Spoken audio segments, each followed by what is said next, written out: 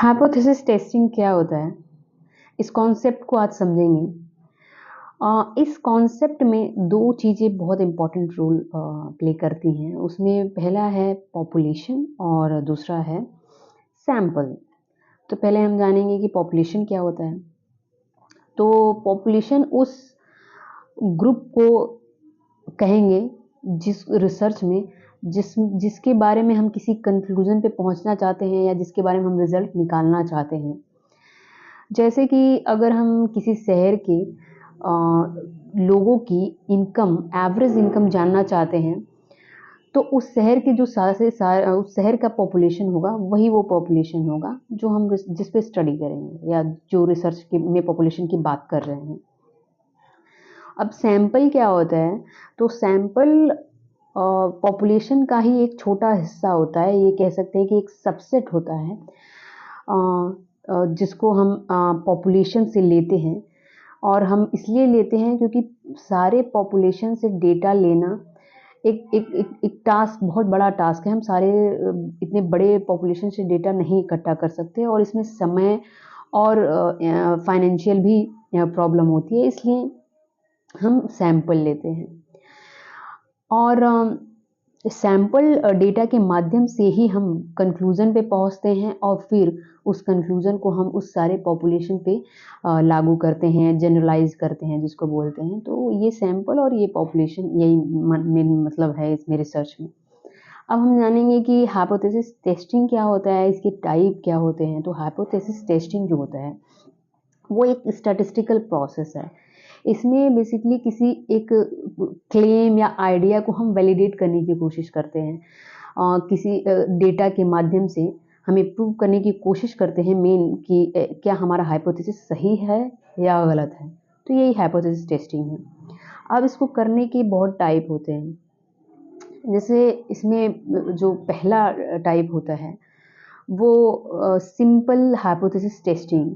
इसमें जो सिंपल है तो मतलब इसमें जो इंडिपेंडेंट वेरिएबल और डिपेंडेंट वेरिएबल होते हैं, वो एक इंडिपेंडेंट वेरिएबल होगा, एक डिपेंडेंट वेरिएबल होगा। जैसे कि अगर हम ये जानना चाहते हैं कि एक्सरसाइज करने से वेट लॉस होता है, तो एक्सरसाइज जो है वो डिपेंडेंट वेरिएबल और वेट लॉस जो है वो इंडिपेंडेंट वेरिएबल।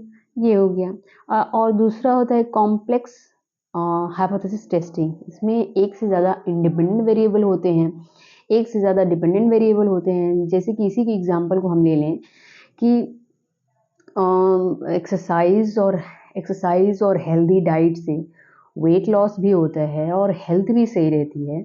तो जो ये हमने एक्सरसाइज और हेल्दी डाइट की बात की, एक दो इंडिपेंडेंट वेरिएबल हो गए और वेट लॉस हो रहा है और साथ साथ हेल्थ भी अच्छी रह रही है, तो ये दो इंडिपेंडेंट वेरिएबल हो गए। तो ये कॉम्प्लेक्स हाइपोथेसिस टेस्टिंग हो गया।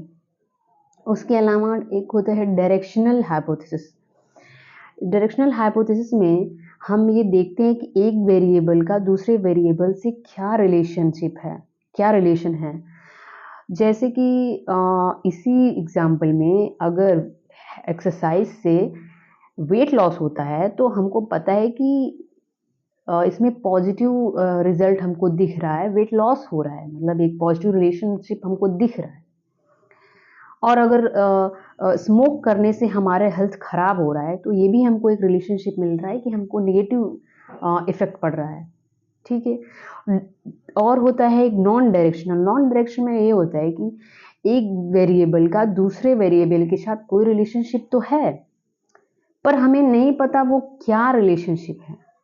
क्या वो पॉजिटिव है, क्या वो निगेटिव है, क्या कम ज़्यादा है या कम है, ये हमें नहीं पता।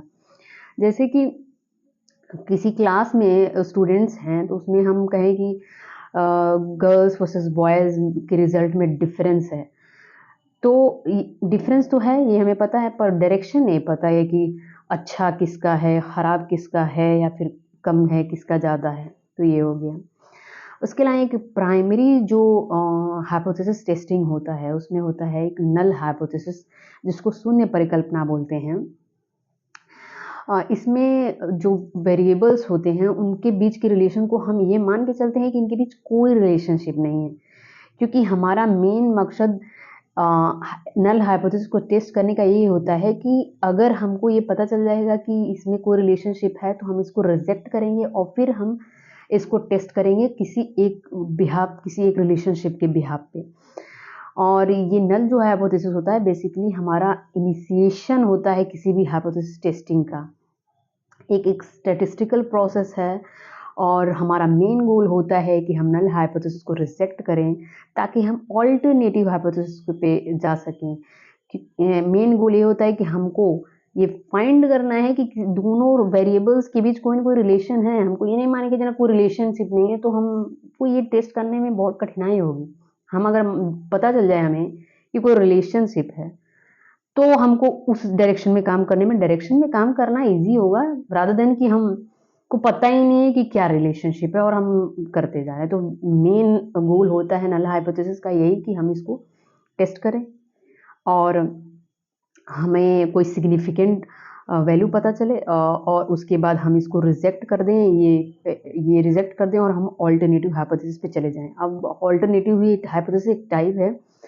नल हाइपोथेसिस को रिजेक्ट करने के बाद हम ऑल्टरनेटिव पे जानते हैं और ऑल्टरनेटिव में ही वही नॉन डायरेक्शनल और डायरेक्शनल की तरह काम करेगा। या तो एक कोई रिलेशन लेके चलेगा या कोई रिलेशन है ये मान के चलेगा और फिर उसको टेस्ट करेंगे। तो यही हाइपोथेसिस की टेस्टिंग है और बाकी आगे हम देखेंगे कि पॉपुलेशन कैसे लेंगे, सैंपल्स कैसे हम कलेक्ट करेंगे, ये सारे मेथड होंगे। आगे मैं वीडियो बनाऊंगी। Thank you so much. Bye.